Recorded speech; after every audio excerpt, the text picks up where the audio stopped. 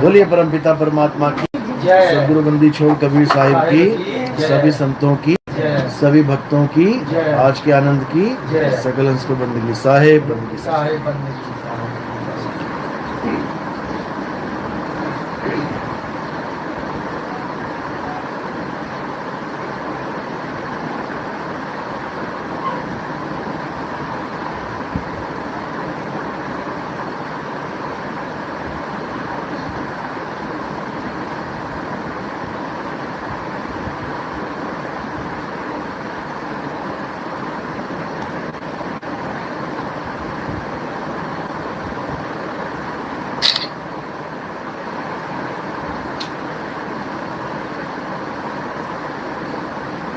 तो आज सहारनपुर में परमात्मा के मूल ज्ञान का प्रचार हो रहा है। नए भगत भी हैं, पुराने भी हैं। तो आज जो हम बात करेंगे जड़ और चेतन पे, क्योंकि पारक सिद्धांत के भी भगत जी आए हुए हैं। तो ऐसा होता है कि जो ज्ञान चर्चा होती है, जो ज्ञान आदान प्रदान होता है, उसका कोई निष्कर्ष निकले तो वो सत्संग सफल हो जाता है। वरना सत्संग तो चलते ही रहते हैं। हजारों लोगों के सुने, हजारों लोगों के सुन के बुला दिए। तो कबीर साहब का सिद्धांत क्या है, मूल सिद्धांत क्या है, बाकी कबीरपंथी क्या कर रहे हैं, क्या समझा रहे हैं, इस पे हमने विचार करना पड़ेगा। इस दुनिया में दो ही प्रकार के तत्व हैं। गीता में भी यही बोला गया है कि हे अर्जुन, इस दुनिया में दो प्रकार के तत्व हैं, एक है सत्य और एक है असत्य। सत्य क्या है? सत्य वो है जो अविनाशी है, जिसका कभी नाश नहीं होता। सत्य वो है जिसको कोई बंधन में नहीं डाल सकता। सत्य वो है जिसका आदि और अंत ना हो। और असत्य क्या है? जो बदल जाए, जिसका नाश हो जाए, जिसका जन्म और मरण हो जाए, वो असत्य कहलाता है। तो इस दुनिया में दो ही तत्व हैं, सत्य और असत्य। आत्मा सत्य है और प्रकृति जड़ है, नाशवान है, असत्य है, जिसमें ये काया भी आ जाती है, ये पांच तत्व भी आ जाते हैं। ये पांच तत्व अविनाशी नहीं है, इनका भी नाश होता है, इनका भी बदलाव होता है। जब अंत आता है, प्रकृति का महाप्रलय आता है, तो धरती को पानी, पानी को अग्नि, अग्नि को वायु, वायु को आसमान, ये समेट लेता है अपने आप में। और जब सृष्टि करने का समय आता है तो ऐसे ही ये खुल भी जाता है, बिल्कुल छाते की तरह। जैसे छाता समेटा तो बिल्कुल बंद हो गया, और जब खोला तो पूरा खुल गया। इसी प्रकार ये शरीर बार बार बनते और बिगड़ते रहते हैं, लेकिन ये जीव, क्योंकि शरीर धारण करने के बाद ये जीव कहलाता है। बहुबंधन में बांधया एक बेचारा जीव। कौन सा बंधन लग गया इसको? सृष्टि का बंधन लग गया, शरीर का बंधन लग गया। अगर शरीर ना था जब, तब ये अपने आप में निर्बंध था। हंसा तू तो सबल था, हल्की तेरी चाल। ये सबल था, ये सबल दुर्बल कैसे हो गया? इसी सृष्टि की वजह से दुर्बल हो गया। इसने मिट्टी का चमड़ा, मिट्टी का शरीर ओढ़ लिया, अब अपने आप को आदमी और औरत मानने लगा, जबकि ये आदमी और औरत नहीं है। ये आदमी और औरत क्या है? ये इसका लिबास मात्र है। लिबास पहन के अपने आप को आदमी, औरत, 184 में कुत्ता, बिल्ली, हाथी, घोड़ा मानने लग गया, शेर समझने लग गया, अपने आप को हिरण के पीछे भागने लग गया। यही होता आया है, यही होता रहेगा जब तक ये अपने मूल स्वरूप को नहीं जान लेता। मूल स्वरूप क्या है? आत्म सत्ता ही हमारा मूल स्वरूप है, जिसको कबीर साहब ने कहा है कि जीव हमारे अज्ञानता का नाम है। हम अपने आप को जीव कब कहते हैं? जब हम अज्ञानता में होते हैं, जब हम बंधन में होते हैं, और जब हम भक्ति करके कुछ प्राप्ति करते हैं, तब हम ब्रह्म अवस्था में आ जाते हैं। यानी कि हम लेवल में तो थोड़ा ऊपर हो गए, लेकिन मुक्त अवस्था में नहीं आए। ब्रह्म से जो ऊपर पार ब्रह्म अवस्था है, जो हमारा शुद्ध चैतन्य आत्म स्वरूप है, जीव और ब्रह्म स्वरूप नहीं। इन दोनों का कबीर साहब ने खंडन किया है। जीव का खंडन कैसे किया कि बहुबंधन में बांधे एक बेचारा जीव, केवल छूटे आपने जो न छुड़ाए पीव। अब ये पीव कौन है और जीव कौन है? एक ही दोहे में दोनों का खुलासा करेंगे। जीव वो है जो बंधन में है, जो अपने आप को आदमी, औरत, बूढ़ा, जवान, बच्चा मान के बैठा है, वो जीव अवस्था में है। तो वो अमर, ईश्वर अंश, जीव अविनाशी, लेकिन भटकता रहेगा। जीव सोई जो जुग जुग जीवे, उत्पत परलय माही। रहेगा तो वो हमेशा उत्पत परलय माही। उत्पत परलय का मतलब क्या है? यही है उत्पत परलय। ये शरीर की उत्पत्ति, शरीर का परलय। और शरीर में बैठा जीव अपने आप को भूल जाता है कि मैं कौन हूं। ये अपने आप को शरीर ही मानने लग जाता है। इसकी मान्यता शरीर की, देही की हो जाती है। अब जो अपने आप को शरीर मान रहा है वो 100% एक दिन मरेगा, क्योंकि जब अपने आप को काया ही मान ली तो काया तो खत्म होगी। अब अपने आप को अगर वो जीव भी मान ले, क्योंकि जीव का भी कोई रंग रूप रेख नहीं है, तब भी वो अपने आप को अमर बोल सकता है कि मैं अविनाशी हूं। लेकिन कोई भी जीव अपने आप को शरीर से अलग मान ही नहीं रहा है। अब जीव से ऊपर जो अवस्था बन जाती है वो ब्रह्म अवस्था होती है। ब्रह्म अवस्था किसकी होती है? जितने भी आपको 9 नाथ 84 सिद्ध जितने भी दिख रहे हैं, जो परमात्मा के नाम पे बैठे हुए हैं लेकिन मुक्ति को प्राप्त नहीं कर पा रहे हैं, वो कहाँ जा रहे हैं? वो सब बीच में अटक जाते हैं ब्रह्म अवस्था में। तो ब्रह्म के लिए जिन्होंने ब्रह्म अवस्था प्राप्त करी, उनको भी लताड़ा कबीर साहब ने क्या बोला? बोले ब्रह्म बड़ा की जहां से आया, वेद बड़ा की जिन निर्माया, ई मन बड़ा की जी मन माना, राम बड़ा की राम ही जाना, भ्रम भ्रम कबीरा फिरे उदास, तीरथ बड़ा या तीरथ का दास। ये ब्रह्म अवस्था भी वो अवस्था नहीं है जहां सृष्टि खत्म हो जाए। ये ब्रह्म के द्वारा ही सृष्टि का बैक लगता है, वापस सृष्टि में आता है जीव। सारे ऋषियों मुनियों ने क्या बोला? सारी भक्ति पूर्ण करने के बाद अहम ब्रह्मस्मि, मैं ही ब्रह्म हूं। यही अज्ञान था। मैं ब्रह्म नहीं हूं भाई, ब्रह्म मेरी नीचे की अवस्था है, मैं ब्रह्म से भी ऊपर हूं। लेकिन लोग नहीं जान पाए। जब कबीर साहब थे तब लोग ब्रह्म और वेद में ही फंसे पड़े थे, क्योंकि वेदों को ब्रह्म के द्वारा बनाया गया ग्रंथ, यानी भगवान के द्वारा बनाया हुआ ग्रंथ मानते थे। तो कबीर कई लाइन में वेद को भी और ब्रह्म को दोनों को नकार दिया। लेकिन कुछ लोग भ्रम फैला रहे हैं कि ब्रह्म नहीं बोला, ब्रह्मा बोला, कि ब्रह्मा बड़ा की जहां से आया। ये बिल्कुल गलत है, ये बिल्कुल गलत है। और इसको अच्छी तरह समझाया जाएगा आने वाले सत्संगों में। बीजक में 600 साल पहले ब्रह्म ही बोला गया है। जितने भी लोगों ने बाद में लिखा है बीजक को देख देख के अपने ग्रंथों में, उन्होंने ब्रह्मा कर दिया, क्योंकि वो ब्रह्म को समझ नहीं पाए कि ब्रह्म क्या है। उन्होंने गलती से अज्ञानता में, या कह लो कोई पीछे कारण था, उस कारण से ब्रह्मा कर दिया। लेकिन वो क्या कारण है वो समझाया जाएगा आने वाले सत्संगों में। तो कबीर साहब ने ब्रह्म का खंडन करते हुए बोला कि ब्रह्म बड़ा की जहां से आया और वेद बड़ा की जिन निर्माया। ये सारे ब्रह्म और वेदों की महानता गा रहे थे, आत्म स्वरूप को भूले पड़े थे। तो कबीर साहब ने आत्म स्वरूप की महानता बताते हुए बोला कि जल में मीन प्यासी, मोहे देखती आवे हंसी, आत्म ज्ञान बिना नर भटके, कभी काबा कभी काशी।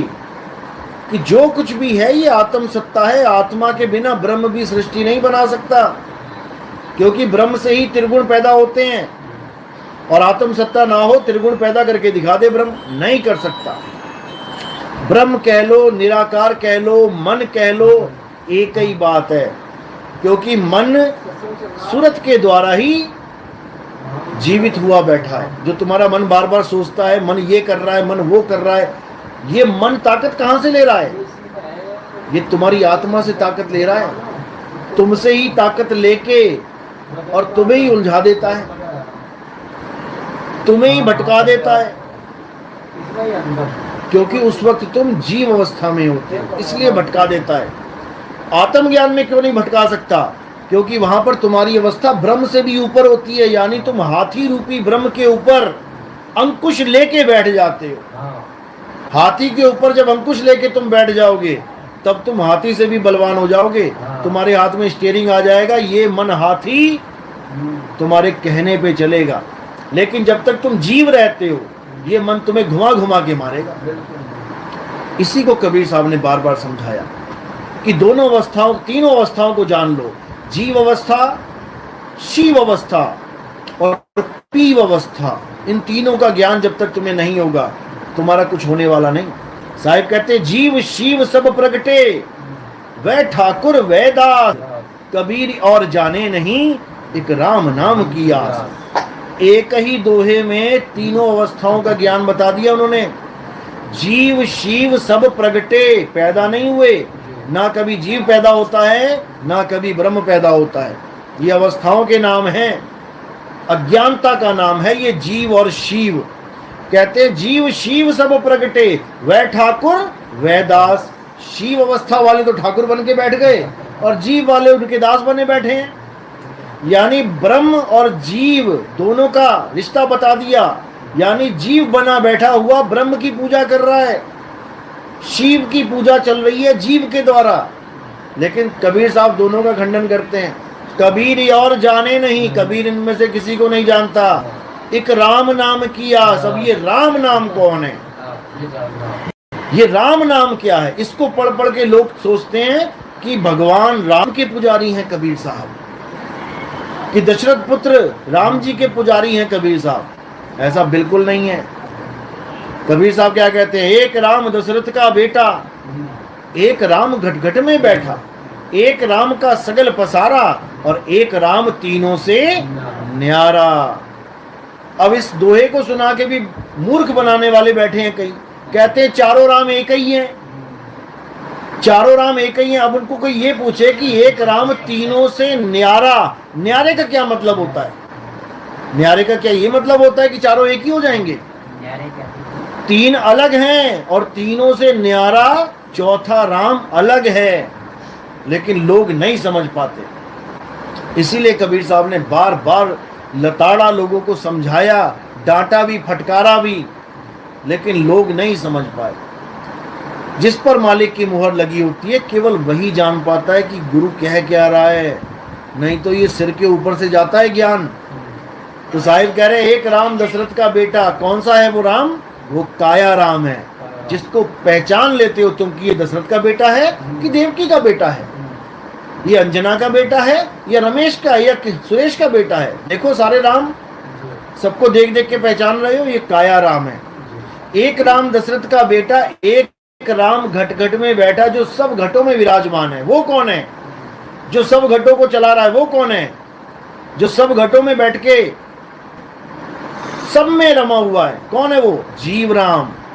आपका शरीर, आपके शरीर में आपका जीव, आपके शरीर में आपका जीव, सबके शरीरों में सबके जीव बैठे हुए हैं। बिल्कुल, एक राम दशरथ का बेटा, एक राम घटघट में बैठा, एक राम का सगल पसारा।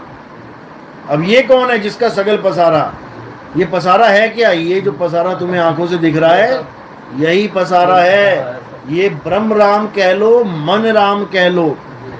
छोटी सी झोपड़ी बनाई मन ने, कहता आसमान के नीचे नहीं रहूंगा, मुझे एक शेल्टर चाहिए। एक प्लास्टिक जोड़ के एक छोटी सी झोपड़ी बना ली। थोड़ा काम धंधा स्टार्ट किया, पैसे आने लगे, कहता नहीं ये तो छोटा सा घर है, मुझे बड़ा चाहिए। एक कमरे का मकान बना लिया। और थोड़े पैसे आ गए, कहता नहीं ये छोटा है, 2 कमरे का बना लिया, 2 बिल्डिंग बना ली, 10 मंजिला बना लिया। बढ़ता ही चला गया, 1 से मकान से 2, 2 से 4, 4 से 8 करता ही चला गया। पूरा पूरा शहर बसा दिया। कौन से राम ने बनाया ये? पहले राम ने बनाया शहर, ये दूसरे राम ने बनाया है, ये तीसरे राम ने बनाया है। ये मन के खेल हैं जो तुम्हारा विस्तार करता जा रहा है, करता जा रहा है। अकेला आदमी आया था दुनिया में, जवान हुआ, कहता नहीं मैंने तो विस्तार करना है, बीवी लाओ, शादी करूंगा, बच्चे हो गए, विस्तार कर लिया। किसने किया? मन ने किया। एक राम दशरथ का बेटा, एक राम घटघट में बैठा, एक राम का सगल पसारा, एक राम तीनों से न्यारा। ये कौन है? अब ये तन राम से भी अलग है, ये जीव राम से भी अलग है, ये मन राम से भी अलग है। ये कौन सा राम है? ये आत्म राम है। हमारी मुक्त अवस्था, जिस अवस्था में हम थे, जिसको बोला जहिया जन्म मुक्ता हता और तहिया हता ना कोई, छठी तुम्हारी है जगह, तू कहां चला भिगोए। तेरी अपनी आत्म अवस्था है, उसको छोड़ के तू कहां 5 तत्वों में जा रहा है, कहां तू जन्म मरण में फंसने जा रहा है। तो वहां से उतरते ही ये जीव बना बैठा है यहाँ पर। अब इस जीव की मुक्ति तभी होगी जब इसको कोई भेदी गुरु मिल जाएगा। भेदी गुरु किसका भेद बताएगा? अपने आत्म स्वरूप का भेद बताएगा, ना कि कोई मंत्र देगा, जंत्र देगा, तंत्र देगा। जो जंत्र मंत्र तंत्र देगा वो अज्ञानी गुरु, वो समझ लो फंसाने वाला गुरु है। और जो तुम्हें आत्म ज्ञान देगा, तुम्हारे स्वरूप का ज्ञान देगा, जीव स्वरूप का नहीं। जीव स्वरूप तुम्हारा नहीं है, जीव स्वरूप अज्ञान का है। एक डॉक्टर शराब पी के नाली में पड़ा है, तो उस वक्त तो डॉक्टर है कि शराबी है? शराबी है, डॉक्टर नहीं है। उसको शराबी का ज्ञान हटा के और डॉक्टर का ज्ञान दोबारा बता के उसको सीट पे बैठाना है और लोगों की शराब छुड़वाएगा वो। उसको कहते हैं आत्म अवस्था। और जो नाली में पड़ा है वो है जीव अवस्था। देखो सुअर पड़ा है कि नहीं नाली में, तो ये जीव ही तो है। जीव अलग है, आत्म अवस्था अलग है, लेकिन लोग नहीं समझ पा रहे। लोग जीव को ही सत्य मान के बैठे हुए हैं। तो यही कबीर साहब समझा रहे हैं, लेकिन इस मत को कोई जान नहीं पाता। ये आत्मा का खंडन कर रहे हैं लोग कि आत्मा कुछ नहीं होती। अच्छा, आत्मा कुछ नहीं होती। और कबीर साहब ने, संतों ने वाणियों में इतना आत्म राम का जिक्र कर रखा है, वो क्या है फिर? जीव को तो 84 का गुलाम बता रखा है। जग में जीव अनंत न जाने पीव को, बहुत कहा समझाए 84 के जीव को। जीव को ही सर्वे सर्वा मान के बैठ गए हैं, यही अज्ञान है। और जो जीव को सर्वा सर्वे मानेगा वो जीव ही होके आएगा। जहां आशा तहां वासा हुई, और वाह को रोक सके ना कोई, उसको कोई नहीं रोक सकता। इसलिए कबीर साहब समझा रहे हैं कि ये मनुष्य, ये तेरा आखिरी जन्म है। अगर इस जन्म में तूने होशियारी नहीं दिखाई, तूने विवेक बुद्धि बल नहीं बढ़ाया अपना, तो तू दोबारा से उसी 84 में चला जाएगा। कोई बचाने वाला नहीं। 184 भटक के पौपे अटके आए, अब की पासा ना पड़ा तो फिर 84 जाए। पासा क्या है? पासा है तुम्हारा सतनाम, तुम्हारा सच्चा नाम। अगर सच्चा नाम नहीं लिया इस बार, तो समझो कि अब दोबारा जाने की तैयारी करो, कोई बचाने वाला नहीं है। इसलिए कबीर साहब ने सतनाम की महिमा गाई है। साहिब कह रहे सत्य नाम है सार, बूझो संत विवेक करी, उतरो भवजल पार। सतगुरु का उपदेश यही। सत्य नाम है सार। इस दुनिया में दो ही तत्व हैं, सार असार। सतगुरु ऐसा चाहिए जैसा सूप सुहाए, और सार सार तो गही रहे, थोथा दे उड़ाए।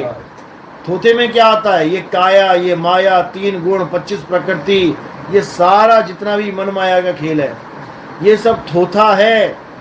ये 5 तत्वों की दुनिया थोथा है। ये मंदिर मस्जिद गुरुद्वारे जितने भी हैं, जो जड़ हैं, जो इंसान बना रहा है, वो थोथा है। सत्य क्या है? आत्मा ही सत्य है। हे अर्जुन, ये आत्मा ही सत्य है। ये अपरिवर्तनशील है, ये कभी बदलती नहीं है, ये कभी जन्म और मरण में भी नहीं आती। जो अपनी आत्मा को इसी जन्म में जान लेते हैं, वो इस जन्म मरण से मुक्त हो जाते हैं। और जो अपने जीवन काल में आत्मा को नहीं जान पाते, वो नाना प्रकार की योनियों में भ्रमण करते हैं। कुत्ता, बिल्ली, हाथी, घोड़ा, सूअर, क्या क्या बनना पड़ेगा तुम सोच भी नहीं सकते। इसलिए केवल और केवल आत्मज्ञान।